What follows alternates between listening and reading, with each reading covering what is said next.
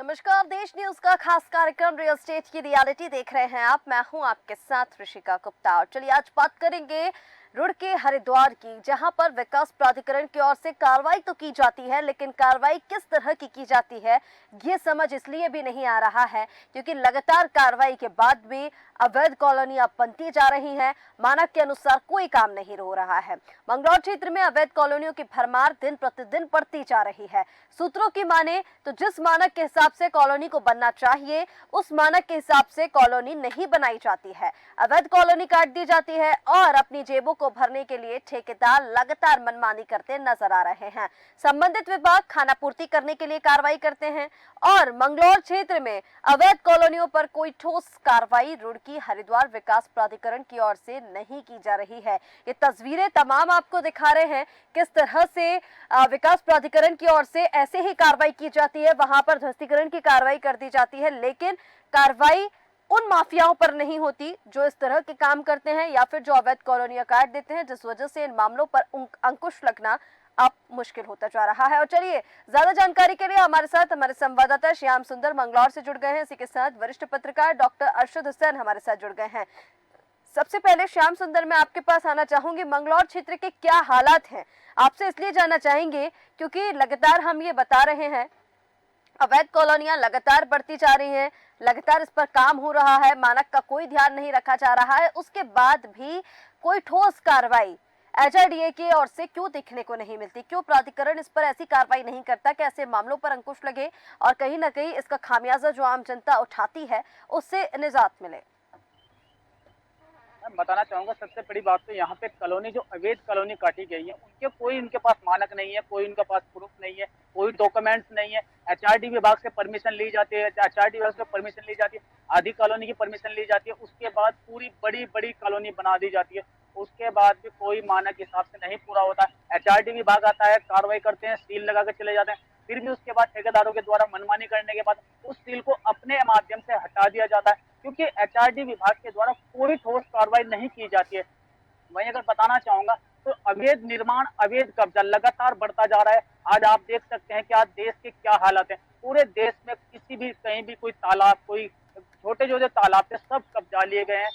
बड़े बड़े भू माफियाओं के द्वारा लगातार अवैध कब्जा चल रहा है, क्योंकि प्रशासन की जो कर्मचारी है, अधिकारी है, वो इन चीजों पर कोई ध्यान, कोई गौर नहीं दे रहे हैं। अगर इन चीजों के ऐसा ही हालत रहेगा तो हाल और भी आगे कहीं ना कहीं बिगड़ने वाला है। हाल टेम्परेचर हमारे उत्तराखंड की बात की जाए, जबकि उत्तराखंड धर्म नगरी, पहाड़ों का इलाका, पहाड़ी इलाका पड़ता है, उसके बाद भी टेम्परेचर 40, 42, 48 तक पहुंच रहा है, क्योंकि आज के टाइम पे कोई अवैध निर्माण करता है। पेड़ काट दिए जाते हैं, बड़े बड़े जो वृक्ष थे उनको काट दिया गया, सदियों से चलते हैं।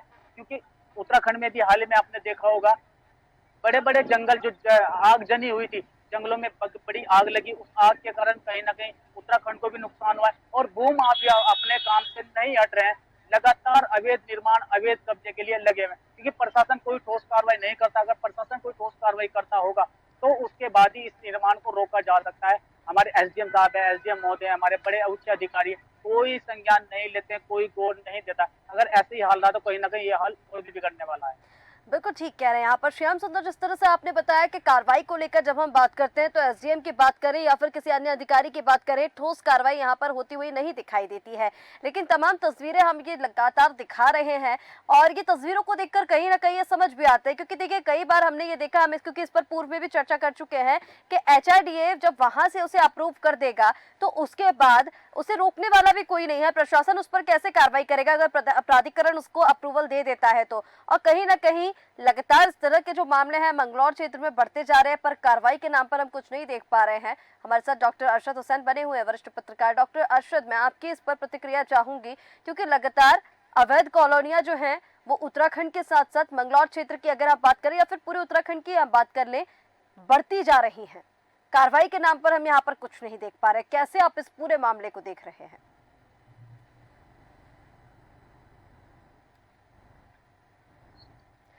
अरशद जी, आप मुझे सुन पा रहे हैं? जी अरशद जी, बताइए।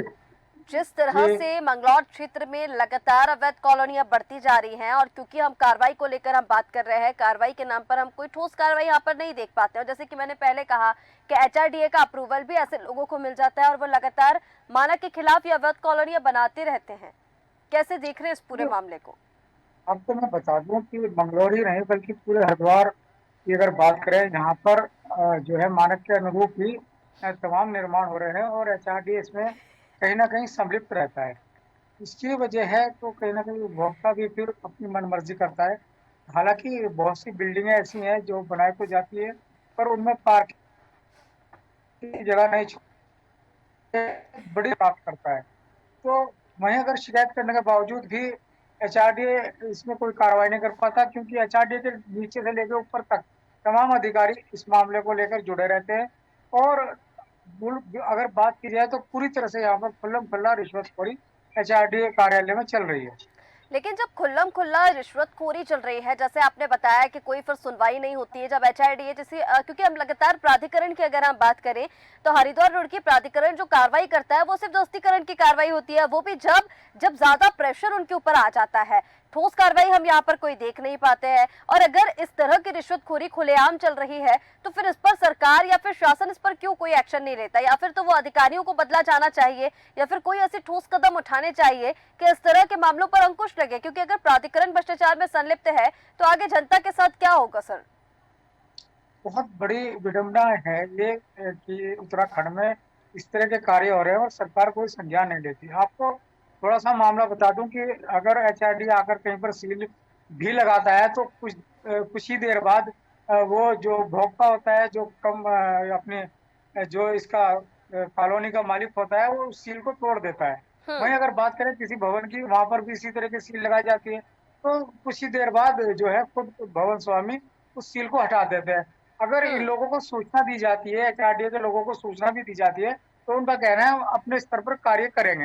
हालांकि कोई ठोस कार्रवाई इनकी तरफ से नहीं की जाती, सिर्फ खाना पूर्ति इनके द्वारा की जाती है। और जब ये पूरी तरह से सील लगा देते हैं, ध्वस्तीकरण कर देते हैं, उसके बाद मीडिया को संज्ञान में लेते हैं कि हमने ये कार्य यहाँ पर किया है। तो अपनी लाठी अपनी भैंस वाली कहावत इन पर सिद्ध होती है, क्योंकि ये खुद ही जाकर उसे ध्वस्तीकरण करते हैं, उसके बाद मीडिया को जो है इत्तला देते हैं।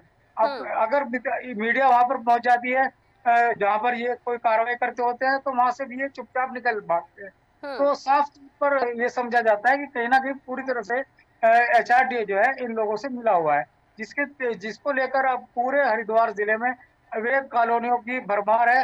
अवैध कॉलोनियां इतनी ज्यादा काटी जा चुकी है जिनकी कोई गिनती नहीं है। वहीं अगर बात की जाए भवनों की, तो भवन निर्माण भी बहुत ज्यादा तादाद में यहाँ पर किए जा रहे हैं, पर कोई कहने वाला नहीं। बेसमेंट बनाए जा रहे ठीक हैं। है, लेकिन डॉक्टर अरशद, आज जिस तरह से आप बता रहे हैं लगातार भवन निर्माण किए जा रहे हैं, अवैध निर्माण किए जा रहे हैं, अवैध कॉलोनियां काटी जा रही है, मानक का कोई अता पता नहीं है, तो इस पर जैसे मैंने आपसे पहले सवाल किया था, मैं इस पर ही आपकी प्रतिक्रिया चाहूंगी कि सरकार इस पर क्यों एक्शन नहीं लेती है। ऐसा नहीं है कि इतने बड़े मामले अगर उत्तराखंड में हो रहे हैं और सरकार के संज्ञान में ये मामले ना हो, क्योंकि जब हम उनके पास पहुंचते तो आश्वासन दे दिया जाता है कि संज्ञान में है, जांच की जाएगी, कार्रवाई की जाएगी, लेकिन वो कार्रवाई कब तक देख पाएंगे? अब ये तो कहा नहीं जा सकता, क्योंकि सरकार जो है, सरकार के हाथ में सब कुछ है। सरकार चाहे जो कर दे, पर सरकार को भी कहीं ना कहीं ये जरूर मालूम होगा कि हरिद्वार जिले में किस तरह से एचआरडीए के जो अधिकारी हैं वो राजस्व जो भी टैक्स है जिस तरह की जो उनको मिलना है, तो उस पर कितनी बड़ी जो है डकैती डाली जा रही है और अपनी जेब भरने में ये अधिकारी, तमाम अधिकारी लगे हुए हैं।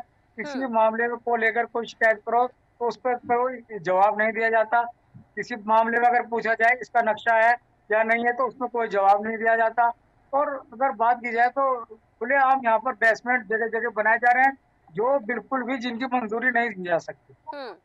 ठीक है, ठीक है अर्शद जी। श्याम सुंदर, मैं अब यहाँ पर आपकी प्रतिक्रिया लेना चाहूंगी। जैसे कि अर्शद जी ने बताया कि खुलेआम रिश्वतखोरी चल रही है, कार्रवाई को लेकर हम देख रहे हैं कि कार्रवाई के नाम पर तो कुछ भी नहीं दिखाई देता है। जब ज्यादा प्रेशर वहां पर पहुंच जाता है प्राधिकरण के पास तो ये ध्वस्तीकरण की कार्रवाई जो हम तस्वीरों में देख पा रहे हैं ये हो जाती है। और जैसे कि उन्होंने बताया अर्शद जी ने कि अगर सील भी लगा दिया जाता है किसी भवन पर तो कुछ देर बाद ही जो दबंग है वो अपने आप सील तोड़कर और वहां पर काम शुरू कर देते हैं। ना साफ तौर पर मिलीभगत माफियाओं की और प्राधिकरण के अधिकारियों की देखने को मिल रही है। उसके बाद भी अगर कोई सरकार इस पर एक्शन नहीं लेती है तो बड़ी नाकामी ये सरकार की होगी, सरकार की कार्यप्रणाली पर सवाल खड़े होंगे। कर्मचारी अधिकारी जो एचआरडी विभाग है सबसे मेन वो काम करता है, लेकिन अगर वही कहीं ना कहीं इस सारे प्रकरण में सम्मिलित होगा तो आखिर कार्रवाई कौन करेगा। अब बात करें सरकार की, सरकार हमारी जीरो टॉलरेंस पे काम करती है उत्तराखंड सरकार, लेकिन जो नीचे के कर्मचारी, जो नीचे के व्यक्ति होते हैं वो अपना कार्य सही तरह से नहीं करते। अब हर कार्य के लिए मुख्यमंत्री तो आने सर है कि हर कार्य के लिए मुख्यमंत्री आएंगे यहाँ पर, लेकिन कहीं ना कहीं जो कर्मचारी होते हैं उनको ये चीज देखनी चाहिए कि अपना काम निष्पक्ष करें। 50-60 हजार के आसपास, 1 लाख के आसपास उनको सैलरी मिलती है, उसके बाद भी कहीं ना कहीं भ्रष्टाचार में सबसे नंबर 1 अगर माना जाए तो उत्तराखंड अगर माना जाता है, क्योंकि कर्मचारी कोई किसी की सुनने को तैयार नहीं। जनता अगर शिकायत करती है तो उसके बाद भी कोई कार्रवाई नहीं लाई जाती है। एचआरडी विभाग के द्वारा कार्रवाई की गई, सील लगा के जाएगा, उसके बाद कहीं ना कहीं फिर उसके बाद उस सील को अपने आप दबंगों के द्वारा, भूमाफिया के द्वारा अपने आप ही हटा दिया गया। उसके बाद सूचना दी गई कि वो हटा दी गए तो एचआरडी विभाग बोलता है कि हम इसमें कार्रवाई दोबारा प्रतिक्रिया करेंगे, लेकिन कोई ठोस कार्रवाई अमल में नहीं लाई जाती है। अगर ऐसे ही हाल रहा तो कहीं ना कहीं हाल और भी खराब होने वाला, क्योंकि कर्मचारी किसी की सुनने को तैयार नहीं, जनता की सुनने को तैयार नहीं। आखिर जनता परेशान बेहाल, जो आज परेशानी सामना जो जनता को करना पड़ रहा है वो इसलिए करना है कि कर्मचारी अपना कार्य निष्पक्ष रूप से नहीं कर रहे हैं। क्योंकि अगर कर्मचारी अपना कार्य निष्पक्ष रूप से नहीं करेंगे तो कहीं ना कहीं समस्या और बढ़ेगी, ये घटने की नहीं, अवैध कॉलोनी और बढ़ेगी, घटेगी नहीं। ठीक है, क्योंकि अवैध कहीं ना कहीं कॉलोनी की अगर भरमार अधिकारी हरिद्वार जिले में कर्मचारी इस पर लगातार ठोस बनती है। कार्रवाई नहीं करेंगे तो ये कॉलोनियां लगातार बढ़ती जाएंगी। श्याम सुंदर, ये तो जाहिर सी बात है, क्योंकि अगर इस तरह की कार्यप्रणाली प्रशासन की है तो कहीं ना कहीं ऐसे मामलों पर अंकुश लगाना बेहद मुश्किल है। अंतिम प्रतिक्रिया अरशद जी मैं आपकी लेना चाहूंगी, सरकार को इसके लिए क्या कुछ ठोस कदम उठाने चाहिए, आप क्या कहना चाहेंगे? क्योंकि जिस तरह से ये कॉलोनियां बढ़ रही हैं या फिर भूमाफियाओं को कब्जा बढ़ रहा है, देखिए अभी जिस तरह के हौसले हम भूमाफियाओं के देख पा रहे हैं, अगर यही स्थिति रही तो आगे के समय में लोगों को परेशानियां और ज्यादा होंगी। आम जनता फिर किसके पास जाएगी अगर अधिकारी और माफियाओं की इस तरह की असंलिप्तता देखेंगे तो? बिल्कुल, सरकार को कहीं न कहीं अधिकारियों को अपने स्तर पर टाइट करना चाहिए और जिस तरह से बागों में कॉलोनियाँ काट दी जाती हैं, हरे-भरे जो आम के बाग होते हैं, उनको काट कर वहाँ पर फ़ौरन कॉलोनी काट दी जाती है, तो उसको भी संज्ञान में लेना चाहिए कि आखिरकार 143 कौन अधिकारी क्यों कर रहा है? तो उन पर 143 करने से पहले भी वहाँ पर जो है पूरी तरह से अगर बात की जाए कॉलोनी काट दी जाती है और ऐसी सैकड़ों कॉलोनी हरिद्वार जनपद में बनी हुई है। बाग के अंदर कॉलोनी काट दी जाती है, जहाँ पर हरे भरे पेड़ होते हैं, तो जगह जगह पर ये ग्रीन इस तरह बेल्ट की पर भी कार्रवाई चल लगातार रही इस है तरह और का काम किया जा रहा है, जिस पर ठोस कार्रवाई करना बेहद जरूरी है, ठोस एक्शन लेना बहुत ज्यादा जरूरी है, क्योंकि अब ये जो मामले हैं वो बेहद संगीन होते नजर आ रहे हैं। आप दोनों का हमारे साथ जुड़ने के लिए बहुत शुक्रिया। तस्वीरें आपको दिखा रहे हैं मंगलौर क्षेत्र से, जहां पर लगातार अवैध कॉलोनियां बढ़ती जा रही है, लेकिन कार्रवाई को लेकर अगर हम बात करें तो यहां पर कार्रवाई होती हुई नजर नहीं आ रही है, जिसका सबसे बड़ा जो सवाल है वो खड़ा होता है अब शासन प्रशासन की कार्यप्रणाली पर। क्योंकि कहीं ना कहीं जो खबरें निकलकर सामने आ रही है, जो सूत्र बताते हैं कि खुलेआम रिश्वतखोरी हो रही है, प्राधिकरण के अधिकारियों की और माफियाओं की मिलीभगत होती है, उसी वजह से कार्रवाई इस पर ठोस तरीके से नहीं हो पा रही है, जिस पर सरकार को अब एक्शन लेना होगा और ठोस कार्रवाई इस पर करनी होगी। फिलहाल हमारे इस खास कार्यक्रम रियल एस्टेट की रियलिटी में इतना ही। आप बने रहिए देश न्यूज के साथ। नमस्कार।